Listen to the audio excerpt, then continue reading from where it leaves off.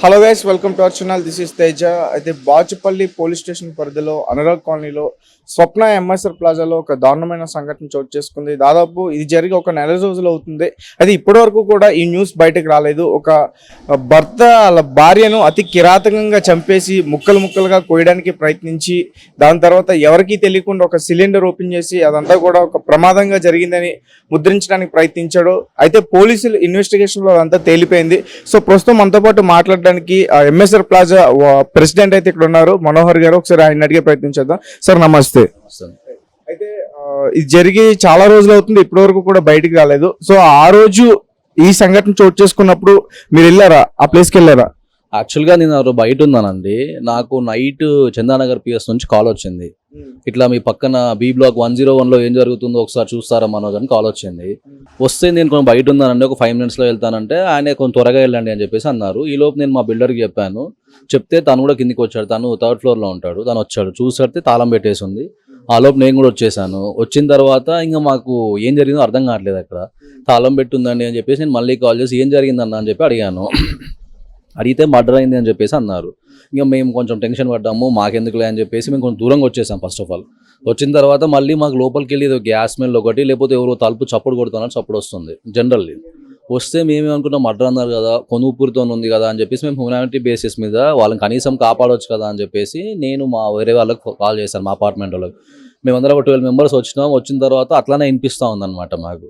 సరే అని చెప్పేసి మేము టకాటక్క అది కొట్టేసినాం. ఏది తాళం బల కొట్టేసి లోపలికి వెళ్ళాం. లోపలికి వెళ్ళేసరికి మొత్తం గ్యాస్ సిలిండర్ స్మెల్.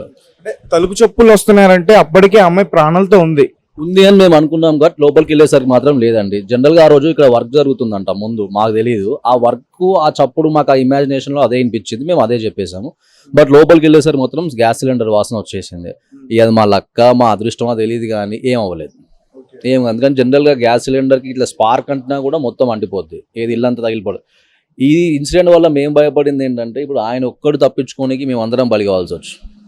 దగ్గర 46 flats ఉన్నాయి.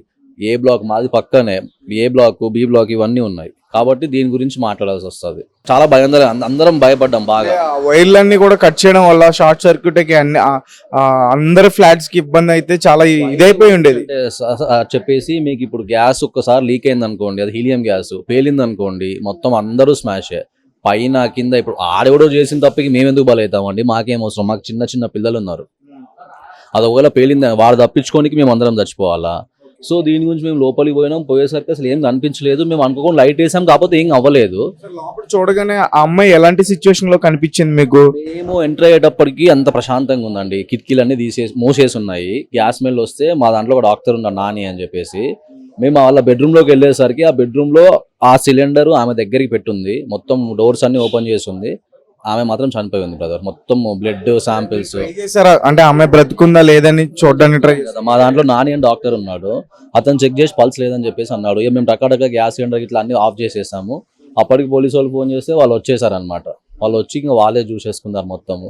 వాళ్ళు అడిగారు జనరల్గా ఎటువంటి వాడు. ఈయనైతే ఎవరితో మాట్లాడండి, భరత్ జనరల్ నేను ఈ అపార్ట్మెంట్లో 3 years నుంచి ఉంటున్నాం, చాలా క్లోజ్గా ఉంటాం అందరము. ఈయనైతే ఎవరితోనే మాట్లాడు. జస్ట్ ఎప్పుడైనా చూసినప్పుడు ఆ స్మైల్ కూడా ఇవ్వడు. మరి మనిషి ఏందో మనకు తెలియదు కానీ స్మైల్ కూడా ఇవ్వడు. మొన్న రీసెంట్లీ అట్లా జరిగే 2 days ముందే మన మున్సిపాలిటీ హౌస్ ట్యాక్స్ ఉంటుంది కదా, అది కట్టాలి, మనోజ్ ఆయన నెంబర్ ఉందా అని చెప్పేసి మాట్లాడు నాతో. ఇక్కడే మాట్లాడి ఇచ్చాము, అయిపోయింది. కరెక్ట్ 2 daysకి ఈ సంఘటన జరిగింది అంతే. అంటే అతను అసలు ఎవరితోని మాట్లాడరు ఏం చెప్పేసి అంటున్నారంటే, మాకు తెలిసింది ఏంటంటే ఒక సాఫ్ట్వేర్ ఉద్యోగి ముక్కలుగా కట్ చేశాడు అనేది కూడా విన్నాం. సో అదంతా నిజమేనా? అప్పుడు మీరు అమ్మాయిని రక్షించడానికి వెళ్ళినప్పుడు అలా మీకు ఏమైనా కనిపించాయా? ఫస్ట్ వెళ్ళింది అయితే మేమేనండి. 10 members వెళ్ళాం, మా అపార్ట్మెంట్ వాళ్ళే. వెళ్ళినప్పుడు ఈ కాలు ఉంది చూసారా, కుడి కాలు సగం వరకే నరికేసి ఉంది. ఆల్మోస్ట్ సగం వరకు నరికేసి ఉంది. మరి ఆయన ఎట్లా చేశాడో మాకు తెలియదు కానీ సగం వరకు అయితే నరికేసి ఉంది. ఆ సంఘటన జరిగిన ఫస్ట్ ఆఫ్ ఆల్ మాకు భయం వేసింది. ఆ తలపైన మొత్తం బ్లడ్ శాంపిల్స్ అవంతా మేమేం అర్థం చేసుకున్నాం. రక్తపు ముడుగులో కనిపించింది అమ్మాయి. అంతే అండి, మొత్తం రక్తం ఉంది అక్కడ. మనిషి ఇటు మొత్తం ఇటు వచ్చేసింది, దాని ద్వారా వచ్చేసింది అంతే. సో ఇంకెక్కడ కనిపించాయండి మీకు అంటే అమ్మాయి ఇది ఏది? అంతేనండి, ఇక్కడ కత్తిపోట్లు, కొంచెం వెనుక భాగం ముందు భాగం అక్కడే కనిపించింది అంతే. మీరు వెంటనే చూసిన తర్వాత పోలీసులకి ఇన్ఫార్మ్ చేశారా? మేము అప్పటికే పోలీసు వాళ్ళకి కాల్ చేశానని చెప్పాను కదా. ఫస్ట్ మాకు చందానగర్ పిఎస్లో ఇతను లొంగిపోయిందంట, ఎవరు భరద్వాజ్. అక్కడ నుంచి నాకు కాల్ వస్తేనే ఇన్ఫర్మేషన్ అంతా మాకు తెలిసింది, లేకపోతే మాకు కూడా తెలియకపోవు. ఆ గ్యాస్ స్మెల్ కూడా అప్పుడే స్టార్ట్ అయింది అనమాట, స్మెల్ రావడము. దాని ద్వారా మేము సీసీ కెమెరా కూడా చెక్ చేసాం అసలు ఎప్పుడు పోయింది అని చెప్పేసి. 9:40కో 9:50కో ఇక్కడ నుంచి వెళ్ళిపోయాడు అపార్ట్మెంట్ నుంచి, వాళ్ళ అబ్బాయిని తీసుకొని వెళ్ళిపోయాడు అంతే. అక్కడ వరకు సాధారణంగా మనం మనిషి మీద దాడి చేసినప్పుడు కొన్ని క్యాట్లు అలాంటి చప్పులు వినిపిస్తూ ఉంటాయి. అతను కత్తితో దాడి చేశాడు కదా, అలాంటి టైంలో లోపల నుంచి శబ్దాలు ఎప్పుడు మీ పక్క ఫ్లాట్ వాళ్ళకి వినిపించలేదా? యాక్చువల్గా 9:15 ఆ టైంలో మేము టీవీ చూస్తూ ఉంటే నా భార్య ఎవరో పిల్లలు ఏడుస్తున్నారు చిన్నపిల్లలు అని చెప్పేసి అన్నారు. క్యాజువల్గా ఎవరింటైనా చిన్నపిల్లలు ఏడుస్తారు కదా అని చెప్పేసి మేము అదే మాట్లాడామన్నమాట. అంతే తెలుసు మాకు. వాళ్ళ భార్య కేక చప్పులు అయితే ఎవరికి వినిపించలేదండి, ఆ పైన వినిపించలేదు, కింద వినిపించలేదు, ఎవరికి వినిపించలేదు అని చెప్పేసి అన్నారు. ఇప్పుడు ఈ ఫ్లాట్ వాళ్ళ కిందనే వాళ్ళు అదే చెప్పారు. ఇంకా అంతవరకే మాకు కూడా తెలుసు, మాకైతే ఎవరికి వినిపించలేదండి. మరి అది ఎట్లా చంపాడో మాకు కూడా తెలియదు, బట్ వినిపించలేదు. అంటే భరద్వాజ్ గారు కాదు, వాళ్ళ వైఫ్ ఎప్పుడైనా మీ నార్మల్గా ఉంటుంది కదా సార్, ఫ్లాట్ పక్కన ఉంటే మాట్లాడతారు, నార్మల్గా ఆడవాళ్ళు మాట్లాడుకుంటారు, అట్లా ఆమె ఆమె ఇంట్లో విషయాలు ఏమైనా పక్క వాళ్ళతో షేర్ చేసుకుందా? ఎవరైనా మీకు చెప్పారా? మీరు ప్రెసిడెంట్ కాబట్టి. మనకు అట్లాంటి ఏది ఇన్ఫర్మేషన్ అయితే ఏం లేదండి ఇప్పటిదాకా, నాకైతే ఎవరు చెప్పారు. జనరల్గా ఇంటి పక్క వాళ్ళు అంటే మాట్లాడుకుంటారు, వాళ్ళ ఇంటి పక్కన టెనెంట్స్ ఉంటారు, ఆ టెనెంట్స్ మాట్లాడుకుంటూ జనరల్గా వీళ్ళ పిల్లలు వాళ్ళ ఇంట్లోకి, వాళ్ళ పిల్లలు వీళ్ళ ఇంట్లోకి, ఇక్కడి వరకు మాత్రమే తెలుసు తప్ప వాళ్ళ యాక్చువల్గా మాకు 10 months 1 year ఇక్కడ లేదు వాళ్ళకి. మరి ఆమె కన్సీవ్ అప్పుడు వెళ్ళిందంట, తర్వాత మొన్న రీసెంట్లీ వచ్చిందని చెప్పి. మరి వాళ్ళ ఏ మధ్యలో గొడవలు ఏమున్నాయో మనకు తెలియదు, బట్ 1 year దాకా మాత్రం ఇక్కడైతే లేరు వీళ్ళు. 1 year వరకు లేరు. ఎందుకు లేరు నాకెట్లా తెలిసి ఈ విషయం అంటే, వీళ్ళ ఫ్లాట్ ఏమంటారు శుభ్రం చేయక చాలా రోజులు అవుతుందంట, అది స్మెల్ వస్తుందని చెప్పేసి పక్క వాళ్ళు కంప్లైంట్ ఇచ్చారు నాకు. ఇస్తే వీళ్ళని క్లీన్ చేయమని చెప్పేసి నేను కాల్ చేసినాను అనమాట. అప్పుడు తెలిసింది మేము లేం ఫ్లాట్లో, పలానా టైంకి వస్తామని చెప్పేసి తెలిసింది అనమాట. ఫ్లాట్ అయితే మూసేసి ఉందా సార్? మూసేసాను. సో అంటే ఒక ప్రెసిడెంట్ గా చెప్పండి, మీ ఫ్లాట్ లో ఎలాంటి సంఘటన జరిగింది, దీన్ని ఎలా చూస్తారు ఫైనల్ గా? యాక్చువల్గా ఇది చాలా బ్యాడ్ ఇన్సిడెంట్ అండి. ఎందుకంటే మేము అందరం ఫ్యామిలీ లెక్క ఉంటాం, అపార్ట్మెంట్లో చాలా మంది ఉన్నాము, ఎక్కడెక్కడ ఊరు నుంచో వచ్చేసి అందరం ఇక్కడ ఓన్ ఫ్లాట్స్ తీసుకుంది. చాలా హ్యాపీగా ఉంటాము, అందరం కలిసి క్రికెట్ ఆడుకుంటాం, మేము అందరం కలిసి ఏదైనా ఇప్పుడు వినాయక చవితి అట్లాంటి ఏమైనా జరిగింది అనుకోండి, అందరం వచ్చి చేస్తాం, అంతా బాగుంటుంది. అసలు ఇట్లాంటి ఇన్సిడెంట్ అవుతుందని చెప్పేసి మేము ఎక్స్పెక్ట్ కూడా చేయలేదు. ఫస్ట్ ఆఫ్ ఆల్ పోయిపోయి ఇన్ని అపార్ట్మెంట్లు ఉండగా మా అపార్ట్మెంట్లో ఇట్లాంటి సంఘటన ఏంది అని చెప్పేసి మేమే భయపడ్డాం ఫస్ట్ ఆఫ్ ఆల్. ఎందుకంటే మర్డర్ అంటే చిన్న విషయం ఏం కాదు, అది చాలా భయం వేసి. కాలు హాఫ్ కట్ చేసాడంటే అతను భయం వేసి ఆగిపోయినట్టున్నాడు.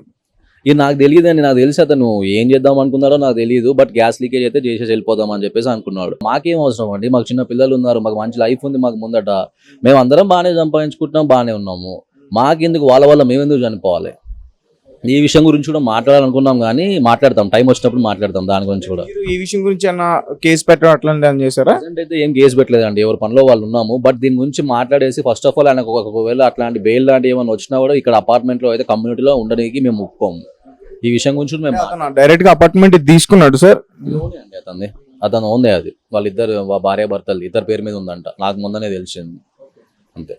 అంటే మళ్ళీ రిటర్న్ వస్తే దానికి మీరు ఎవరు కూడా అంగీకరించారు? ఇట్లా ఇస్తామండి, ఒకసారి ఆ ఇన్సిడెంట్ చేశాడు, ఇప్పుడు ఒకసారి ఆ ఇన్సిడెంట్ మళ్ళీ నెక్స్ట్ టైం చేయడం రూల్ ఏముందండి? ఇప్పుడు అప్పుడు ఏమన్నా అయితే మేమందరం సఫర్ కావాలా? మేమందరం సఫర్ అవ్వం కదా. ఇప్పుడు 47 ఫ్లాట్స్ ఉన్నాయి, 46 ఫ్లాట్స్ మేమందరం ఉన్నాం, ఒక్కని కోసం మేమందరం ఎందుకు ఇబ్బంది పడతామండి? రేపు పొద్దున ఆయన మళ్ళీ అట్లనే చేశాడు అనుకోండి, మా పరిస్థితి ఏంది? మాకేం అవసరం, అది మాట్లాడాలి. Okay sir, thank you. So guys చూసారు కదా, మనతో పాటు ప్రస్తుతం మాట్లాడిన వ్యక్తి, అతను చాలా దారుణానికి పాల్పడ్డాడు, గ్యాస్ లీక్ చేశాడు. అది ఒకవేళ అది ఫైర్ అయి ఉంటే మొత్తం మిగతా ఫ్లాట్లకు కూడా వచ్చి అందరికీ కూడా ప్రమాదం అయ్యే అవకాశం ఉందని చెప్తున్నారు. సో మిగతా విషయాలు కూడా మనం అడిగే ప్రయత్నం చేద్దాం వేరే వాళ్ళని.